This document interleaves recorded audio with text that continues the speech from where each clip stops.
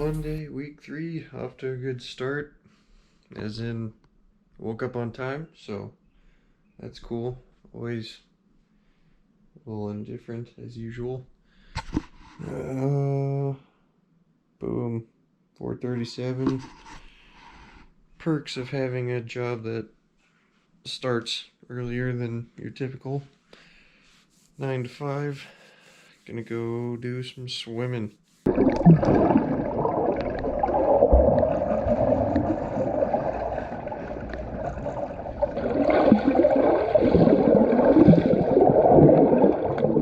Okay, checking in week 3. This is day 2 for me. Mixed start to the week. We got Monday, today's Tuesday. Monday started good, got up on time, 4:30ish, to go get a swim in, and then Monday night to hang out with my buddy. Hung out a little later than I should have, and now I'm getting to the gym much later than I should. This year, Tuesday. It's now 8:42. I gotta get a swim and a lift in, and I'm planning on waking up early tomorrow.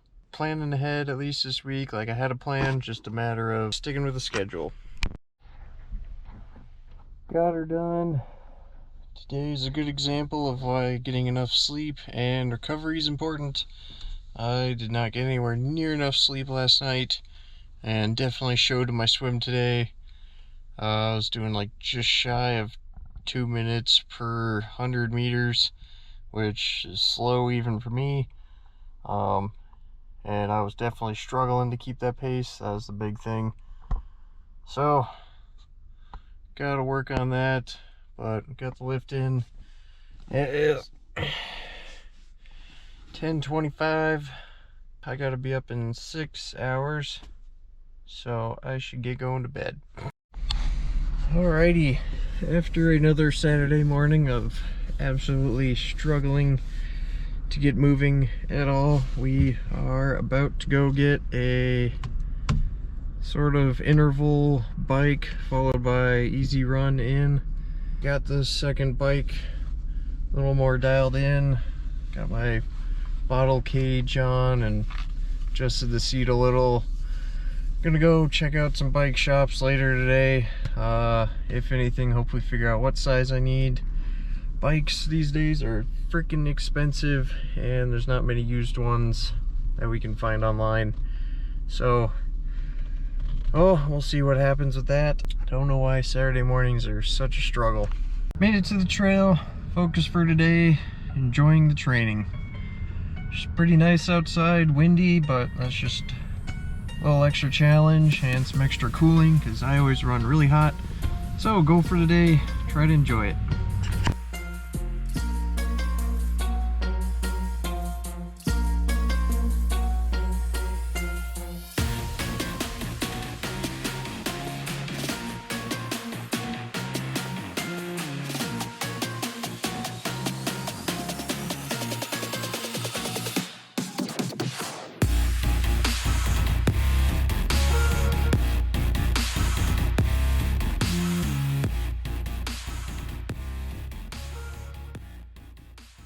Just hit my turnaround point on the bike, feeling pretty good. Actually enjoying it a decent bit just because it's such a nice day. So yeah, just lean on the bright side. Also, I don't typically ride without a helmet, but I'm running so far behind today and didn't realize I forgot it till I was basically ready to hop on the bike. And I'm on a nice flat trail. Don't have to interact with any cars, so could be worse. Wow, that workout was so much longer than I expected, or than I realized, I guess. Ended up biking, I think like 37 miles, and then 3.5 mile run after that. I've never done any super serious bike training, to be honest, so it's been interesting with this, like today, just kind of the different ways you can train on a bike. Today's workout was based off of a mix of cadence and effort. So I'd be doing moderate effort at a slow cadence, so 50 to 60 RPM. You'd hold that for 15 minutes. Is pretty different feeling, kind of forcing yourself to have that slow cadence, but at the same time it's not a climb like you'd normally have when you're pedaling that slow. Definitely not the most energy efficient way, and boy do my legs get tight doing that. And then you follow that up with 10 minutes at a high cadence, high effort. So that's kind of, it's not quite a sprint, but you know, that high cadence. So that was also pretty different. My speed stayed about the same despite the difference. It just goes to kind of show how the more energy efficient method is between those two. Typically kind of 85 to 90 range is what I've been told by past coaches. So yeah, I don't know, interesting. The run went pretty well, 8:16 pace, just under half an hour for 3.5 miles. Pretty happy with that. It's supposed to be an easy run, but sometimes I don't know how to go easy on the run, so yeah. Late start, but good start to the long cardio weekend. Okay, checking back in. So second to last day of week 4. I've done basically nothing but work and train this week, and due to that my apartment is a mess and I haven't filmed anything. Kind of been lazy. But the big thing happening this weekend is with the whole Softride issue. We started looking for other bike options, and we found a somewhat older P3 for a decent deal. So we're gonna drive to Iowa City today to pick that up, and that will be the bike I continue on with. So bummer to give up on the Softride. Very comfortable bike and aero enough, even though it's old, that it'd do the job just fine for me. But yep, I'm just at a point where I can't keep battling the mechanical issues. I have all sorts of fun accessories for it. Couple different saddlebags, and then splurged and got this crazy expensive aero bottle. That's got a little spot for gels, and you can even mount like a handlebar focused thing right there. So yeah, just did a quick little bike ride, and now I gotta go rush, turn around, and start driving to Iowa City.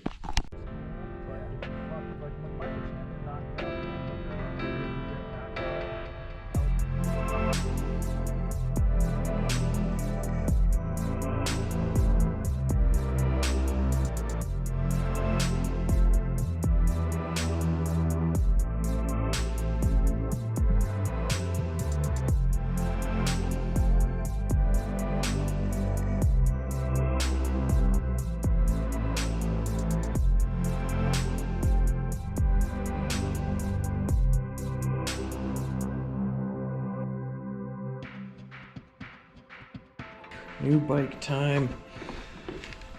Picked up this Cervelo P3. Cleaned up pretty nice. Got the seat adjusted pretty close to where I think I'll need it. Kind of mounted up that fancy aero bottle I got. Never imagined I'd spend 90 bucks on a water bottle, but it's pretty slick. You can mount your little computer there, put food, gels there. It's got the quick fill. Got a 3-hour ride to break it in tomorrow. Got some fresh grip tape we'll throw on it, and we'll see how it does. Good morning. Time is flying by already this Sunday. It's 9:23, and I'm supposed to be ready to bike by 10. But I already made my breakfast and prepped my mid-ride snack, so guess I'm not doing too bad. Gonna be the first ride on the new bike today, on the new Cervelo. Well, the bike itself isn't new, but new to me, and probably at least 10 years newer than the Softride is. So that's exciting. We got it at least positioned well enough for me that I should be able to make this long ride. So we got a 3-hour ride, longest one yet, and then that's followed by 4-mile run. So pretty big volume today. I'm definitely still sore from the rest of the week, and I even toned it back from what the program was asking for, so really feeling it. Another sort of gear battle I've been facing now is 4 or 5 years ago. I don't know, it's been quite a while. I'd had a couple of, like 2 pairs in a row of more traditional running shoes that just were not working for me. And then eventually I got a pair of Zeros Prios. These aren't the same pair, those have worn out since, but I ran in those for about 3 years. I ran in kind of minimalist style shoes. I would put just like a basic running insole in them at times, and I didn't have any issues. Didn't get shin splints, got no blisters. That was the biggest thing that I kept getting in all my other shoes. And then a couple of years ago now, or a little less, I was like, right after I graduated, I was hardly training, and then all of a sudden I got plantar fasciitis really bad in one of my feet, like debilitating bad. I couldn't do more than walk on it, and eventually discovered that arch support insoles were the only thing that helped with that. So currently I have 3 different ones, and one of them just happens to fit in my current running shoes. Now I'm finding that my feet can't quite handle the volume that they used to in those shoes. Just gotta do what I gotta do. I've already spent $500 on shoes in the last year. I don't know, something ridiculous with this foot problem. Insoles, you know, that's another 30-40 bucks a pair. So I'm trying to find some more normal running shoes with more padding. This brand Ultra has kind of wider toe box and more narrow ankle, which is kind of the foot shape I have, and is a more natural shape. Unfortunately for those, I just ordered those on Amazon, so I didn't actually try them before. The issue I have is these insoles just ruin all of my favorite shoes because I can't even lift anymore flat-footed. The insole raises my heel, or it fills too much space, and then the heel portion of the shoe, especially on those, which pisses me off because those are my favorite shoes to lift in. Since my heel's raised up, it can't hook and catch on my heel. So essentially, when I'm moving, the shoe can just slide up and down my heel and basically do a flip-flop motion. Like I said, I've already spent hundreds on shoes and related stuff in the last year, which, you know, I'm not just rolling in dough, so that's starting to get pretty annoying. So I don't know, I've reached out in the internets to some of my tri friends. Somebody suggested a insole that's on the thinner side. It's a little more low profile than most, so that might be what I need, or I just have to go to a shoe store and try a crap ton and bring my insole and find one that'll hook around my heel, and then hope I don't have any issues beyond that, because I had my last couple pairs of normal running shoes were a Saucony and Asics, so, you know, big name brand. The Asics gave me blisters and my feet would like fall asleep. I don't think my feet don't seem to like really cushy shoes. And then the Sauconys just ended up, I don't know, not fitting well. So got a little bit of a bad taste in my mouth when it comes to traditional running shoes, especially because I really love the feeling of the more minimalist kind. Just having like a running insole was enough that, you know, running over a rock didn't make you like just hate life. But then otherwise it was great. So what I did when I found that the arch supports work, yeah, I put those in my running shoes, and that I haven't had any issues with the plantar fasciitis. It's just a matter of the volume I'm doing right now and my feet getting worn out. Another fun obstacle, we got the bike. We should have the bike down. And now this, but I think there's a couple of good running shoe stores in Des Moines, so stay tuned for how much money I have to spend next. Alright, before I forget to film anything again, got the first ride in on the new bike today. Also, shout out to Charlie, the guy I bought it off of.